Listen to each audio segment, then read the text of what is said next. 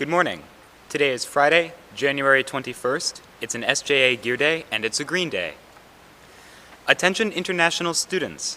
Any student wanting to take the February 12th TOEFL, the registration deadline is today by noon. Email Mrs. McCaffrey at mmccaffrey@stjlabs.com to register and with any questions. Calling all SJA pet owners. There is a new Instagram page to highlight your dog, cat, horse, rabbit, fish, etc. Check out @PetsOfSJA and submit through messages, a photo, and some facts about your pet to share. Thank you to all who have already submitted. We love sharing your cute animals. Special thanks to senior class leaders for spreading the word about this morale booster. Thank you to everyone who applied to be a model for our spring fashion show. The interest was overwhelming, and we are so grateful to everyone who showed up and waited so patiently for their turn. You will receive an email from Ms. Darling next week with more details about our selection process, fittings, scheduling, and more. It takes courage to volunteer for such a public exhibition, so thank you again for showing up. Calling all public speakers. Once again, the St. Johnsbury Rotary Club is sponsoring a high school speech contest that offers students a chance to use their voices to change lives and win cash prizes. Last year, 3 Academy students took home hundreds of dollars in prizes, and one, Clara Andre, was selected as regional runner-up. This year's topic is, how can your school partner with Rotary to change lives? Speeches are limited to 5 minutes and need to relate this topic to teamwork and Rotary values. If you are interested in competing, please pick up a registration form in the headmaster's office by February 1st. Are you concerned with the current state of affairs in the United States? Do you want your voice to be heard? If you answered yes to either of these questions, then listen carefully. Vermont Senator Bernie Sanders wants to hear from you. Bernie is sponsoring his State of the Union essay contest. In this short essay, 250 to 500 words, you need to identify a problem that is facing the United States today and propose ideas on how the issue could be solved. Please see Mr. Eckhart or any social studies teacher for more information about this opportunity.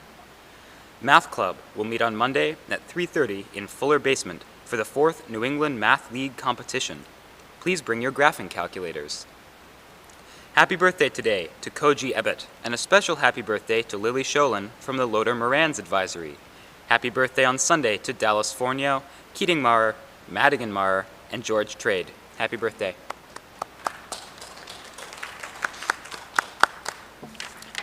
On Friday, we have JV and varsity boys basketball at Mount Mansfield at 5:30 and 7, and on Saturday, boys ice hockey at Mount Mansfield, Essex Skating Center at 7:15, wrestling at Virgins at 10, JVB boys basketball versus Christian Covenant at 5, JV and varsity girls basketball versus Rutland at 1 and 2:30, and the Kingdom Blades versus BFA St. Albans at 3.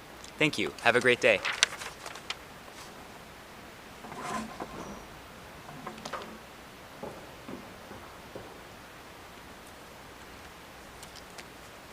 Good morning, everybody. I have a couple of late announcements. Today is the last day that you can get set up for ice climbing, which will happen tomorrow, Saturday, just 10 minutes from campus in Barnett. Come to Colby 209 to get your boots set up and grab a permission slip in Campus Life. Don't miss this chance to climb a frozen waterfall right in your own backyard. The bus will leave Brantview at 12 and we will be back by 4. Thank you so much to all of our Poetry Out Loud school finalists. We had one of the tightest competitions in recent memory. Congratulations to Madison Wilson, the school champion, who will be representing St. Johnsbury Academy in Barrie on March 14th at the statewide final competition. The winner from that competition will go on to compete at the national level in Washington, D.C. in April. Thank you again to everyone who took part in the competition on all levels, and congratulations, Maddie. All right. So we have 2 visitors today. I'll bring Emma Carr up very quickly to explain what pom dancing is.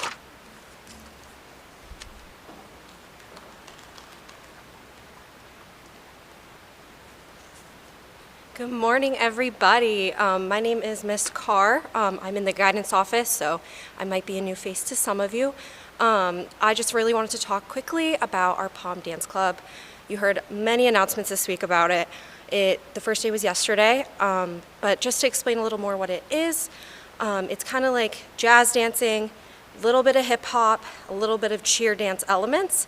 So it's super fun. If you're really interested in dancing, or maybe you are a cheerleader here, that would be something very up your alley.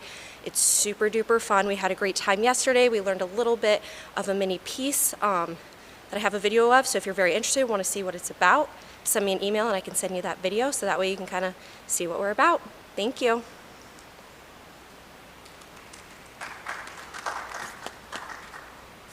Thank you, Ms. Carr.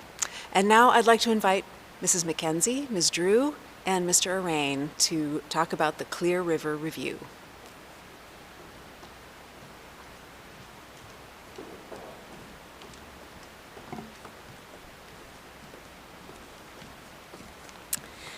Good morning, everybody.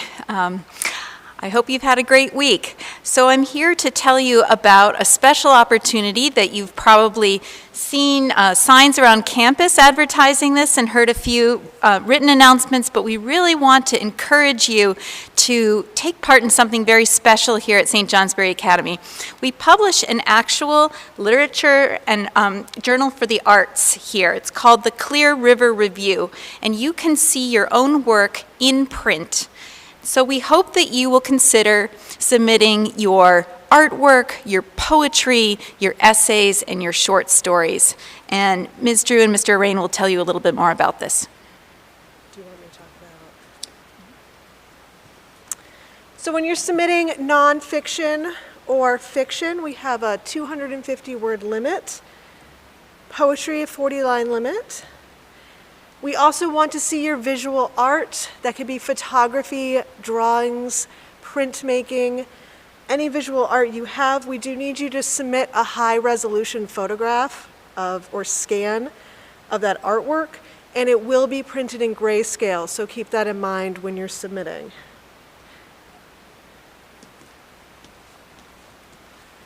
I'm Mr. Arain, and I'm director of the Colwell Center for Global Understanding.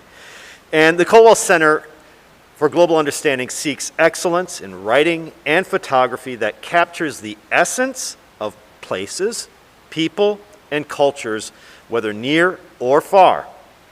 Both the essay and photograph submissions will be judged for the quality of artistic expression and for content that shows an awareness of and sensitivity to what makes a place, people, and or culture unique. So there is prize money for this. You are not going to get rich if you win, but you've got to start somewhere, right?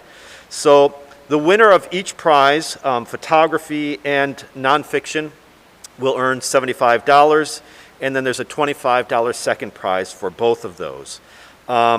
Just so that you know, last year's winners in photography, first place was taken by Fela Maderia, the second place by Lucinda Storrs.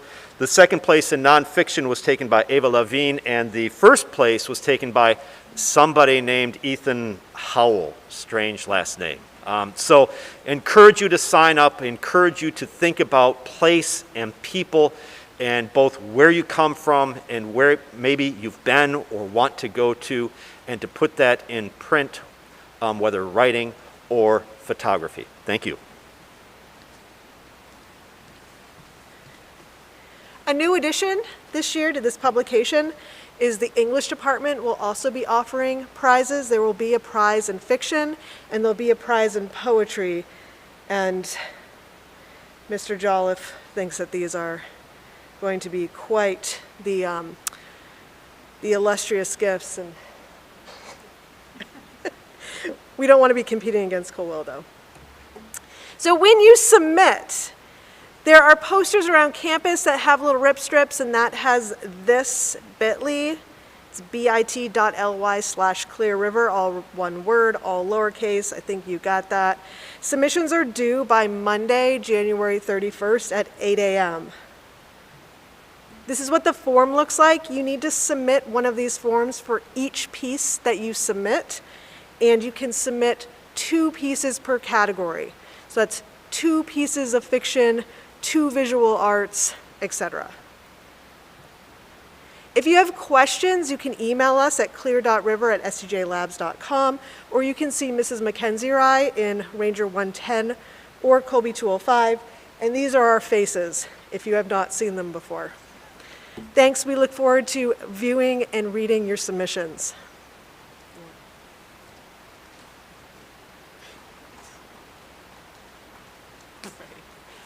Thank you both. I'm delighted to share the stage with the faces of Ms. Drew and Mrs. Mackenzie.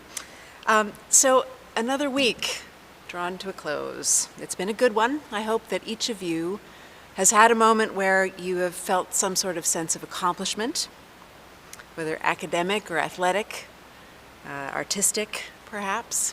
Perhaps you just decided that you're going to submit something to the Clear River Review. I hope so. Maybe you hit that game-winning point, or found yourself truly curious about what you're studying. Maybe one of the clubs that Ashley talked about, or palm dancing, or Scope, or the knitting club struck your fancy, and maybe you tried something new. Maybe you tried out as a model for the fashion show.